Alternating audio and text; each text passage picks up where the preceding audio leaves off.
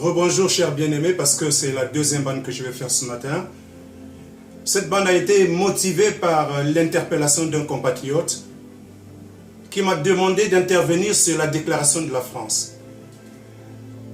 Cette déclaration a été faite par le ministre des Affaires étrangères, M. Jean-Marc Ayrault.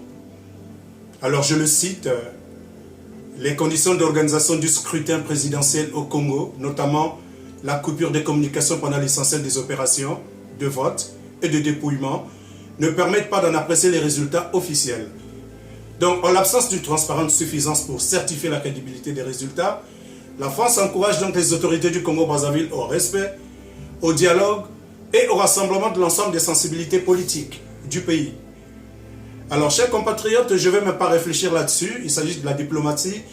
Vous connaissez mon point de vue dessus, je suis un homme conventionnel, mais dans mes conventions, je ne respecte que ce qui est juste. Donc moi, les lois iniques et injustes, je n'obéis pas. C'est un principe chez moi, il est cardinal, il n'est pas négociable. Moi, je pense que les lois doivent être faites de justice. Les lois doivent défendre des valeurs d'éthique, de morale. Quand on sort de ce contexte, moi, je ne suis pas dedans. Moi, je crois à la valeur antithétique, je crois à la valeur humaine, je crois à la valeur humaine. L'être humain qui est capable de perpétrer l'amour. C'est ça que je respecte. Donc, je vais simplement discerner la conclusion de M. Jean-Marc Ayrault. En l'absence d'une transparence suffisante pour certifier la crédibilité des résultats, la France encourage les autorités du Congo au respect, au dialogue et au rassemblement de l'ensemble des sensibilités politiques du pays. M. Jean-Marc Ayrault, Monsieur François Hollande, savez-vous là où se trouve l'ensemble des sensibilités politiques du pays? Pour les rassembler, il faut les sortir des prisons. Ils sont dans les prisons, c'est des prisonniers d'opinion. Ils n'ont pas le droit de parler. Les directeurs de campagne qui se sont répandus à travers la République pour aller faire honnêtement leur travail, donc la campagne présidentielle, ils ont simplement été récupérés, enfermés, torturés. Voilà. Comment allez-vous rassembler les gens qui sont en prison? Ça, c'est un fait de deux. Il y a également les leaders qui ont concouru en même temps que Sassou Nguesso, mais qui l'ont battu. Je vais citer Kolela, le parfait, qui lui est sorti premier selon les listes transparente, parce que nous avons des preuves que Sassou a triché. Il est sorti quatrième. Le premier, c'est Bernard Kolela, il est en résidence surveillée. Le deuxième, c'est Jean-Marie Moukoko, il est en résidence surveillée. Donc limitation totale des mouvements. Okombi Salissa est arrivé en je ne sais quelle position, c'est pas grave, il est en résidence surveillée parce que lui il s'appelle Tout Bouge. Maman Claudine Monari est également en résidence surveillée. Il semble qu'on vienne la relaxer. Sassou Nguesso est un efféminé. Et il peut relaxer une femme parce qu'il sait que cette femme ne pourrait pas l'inquiéter. Peut-être, mais capable de rassemblement. On lui laisse une sorte de liberté. Alors, comment voulez-vous qu'il y ait rassemblement avec l'ensemble des sensibilités politiques si vous ne recommandez pas, si vous n'ordonnez pas à votre gouverneur de lever son état de siège, d'arrêter les bombardements dans le pôle, d'arrêter donc de cannibaliser les populations du Sud, qu'il libère systématiquement tous les prisonniers d'opinion, tous les prisonniers politiques. Mais ce n'est qu'à ce prix qu'on pourrait avoir donc le respect, le dialogue et le rassemblement que vous souhaitez. Mais demandez-le à votre gouverneur de ne pas continuer à terroriser les populations, à les tuer comme il est en train de faire librement. Mais le fait même qu'il ait pris des hélicoptères pour aller les tuer, les assassiner, les massacrer, devrait vous interpeller au plus haut niveau, parce qu'il n'y a pas longtemps, la France venait de perdre 100 et quelques personnes tuées par ceux-là que vous avez appelés terroristes, parce qu'ils ont tué, ils ont donné la mort gratuitement. Mais ça fait pire que ça. Lui, il utilise les engins de la mort pilotés par des cobras ukrainiens et des cobras à la mitraillette qui massacrent les populations. Mais pourquoi vous ne ressentez pas le même arrachement, le même déchirement quand les populations des autres meurent juste par défaut de coloriage? Mais soyez interpellés, soyez objectifs. Je ne vous demande pas de venir écrire une diplomatie qui me satisferait moi, parce que je ne crois pas à la vôtre. Mais prenez la peine lorsque vous nous écrivez ce genre de choses, d'appeler Sassou Nguesso et de lui dire: Papi Zazou, arrête de bombarder les populations, tu n'es pas milad. Les Congolais ne te payent pas pour les tuer, mais c'est pour les protéger. Le rôle d'une armée, s'il y avait une armée au Congo-Brazzaville, serait de s'interposer pour que ces populations ne soient pas tuées. Au Burkina Faso, on a vu les militaires se mélanger à la population pour chasser le tyran de l'autre côté. Je ne me souviens même plus de son nom.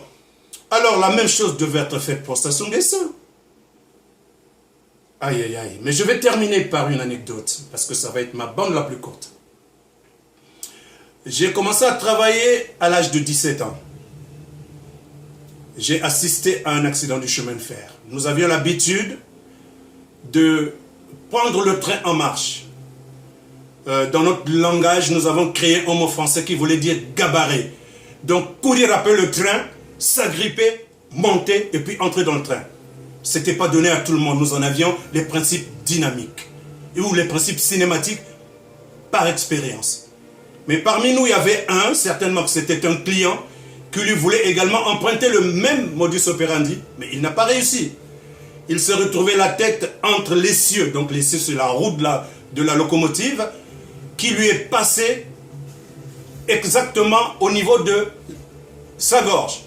Donc ça va séparer son corps et sa tête. Sa tête s'est mise à parler, donc les derniers mots de quelqu'un qui quitte la terre. Sa tête était en train de crier, séparée du corps, Sokina Salaki Mayelete, Kassina Koufi. Alors Sassou, j'ai un petit conseil à te donner. Comme je n'ai pas un bon lingala, je vais le dire en Kikongo parce que je suis un originaire du Congo. Avec K. Tout en me ressentant congolais avec C. Parce que mes frères du Nord sont mes frères. Là-dedans, j'ai beaucoup d'amis que j'aime beaucoup et que j'apprécie. Toi aussi. Certainement que ce n'est pas facile de soigner un malade mental. Là où j'habite, dans les pays civilisés, généralement les malades mentaux, on les prend, on les met dans des services de psychiatrie pour les traiter. C'est possible de les réintégrer. Mais comme toi tu es arrivé à un niveau extrême, donc ta pathologie a atteint une dimension incurable, j'ai un dernier conseil à te donner. Si tu n'y prends garde, toi aussi, avant de mourir, Mbangeke kuzonza, si musala mayeleve, ba mezenga ngeitwa, into ngeke kubwa, yake kona zonzaka. Si ba mezenga moni tuve, si musala mayeleve, car moume kufwa. Or nge foi déjà parce que into, mais se séparer nanzutu yange. Parce que toi en réalité, ta tête n'est plus collée à ton corps, il est juste à côté. À côté avec A-2-C-E-T, donc collé au corps. Et donc la tête fonctionne de manière comme un élément perturbateur qui vient carrément faire mettre ta tête dans une dissonance cognitive permanente. Voilà pourquoi tu prends des décisions comme un fou. Et nous connaissons la définition du fou. C'est celui qui répète les mêmes choses en faisant, en croyant avoir des résultats différents. Tu es dans ce principe depuis près de 50 ans, tu fais la même chose. Tu tues, tu assassines et tu perturbes. Tu as des gens pour te soutenir. Mais les gens, lesquels? Mais ce sont ceux-là qui sont venus nous enseigner cette diplomatie nauséabonde qui consiste à protéger des criminels, des dictateurs. Ça soucie seulement et si ils ont besoin de toi, parce qu'ils ont peur de Boko Haram, parce qu'ils ont peur des terroristes. Sassou, si tu partais, il y a des officiers là dans cette armée qui se sont tués parce que tu les as écrasés, tu les as sodomisés. Mais tu n'as pas réussi de faire ça avec Jean-Marie Moukoko. Si tu meurs tout de suite, sache que Jean-Marie Moukoko va te remplacer et il va sécuriser correctement le Congo avec les mêmes gens que tu as utilisés, mais de manière professionnelle. tes barbouzes de Tchambichola, on va leur laver le cerveau. Si tu les as castrés, c'est un fait. Mais on peut aller les soigner dans des grandes firmes psychiatriques pour nettoyer leur cerveau au plan militaire. On va les reverser dans des services spéciaux pour pouvoir protéger la population et la République, pas pour les massacrer. Voilà, chers compatriotes, j'ai été un peu lent parce que je ne réponds pas seulement à toi, mais je réponds à moi-même. Charité bien ordonnée, c'est un pays égocentrique, mais pardonnez-moi. Il est bien entendu que lorsque je pense à moi-même, si je me tais, c'est intrinsèque et intérieur. Mais si seulement je me mets à parler comme je le fais maintenant, cela veut dire que je m'adresse aux personnes qui savent souffrir. Ces personnes qui ont encore le côté gauche qui fonctionne. Ces personnes qui connaissent encore les valeurs de l'amour et de la vertu. Seigneur, c'est à toi de replacer la terre. Tu as un plan, je crois que ton plan triomphera. Mais en attendant ce triomphe de grâce, Seigneur, protège les populations opprimées, protège les populations persécutées du pôle et les populations traumatisées du sud en général.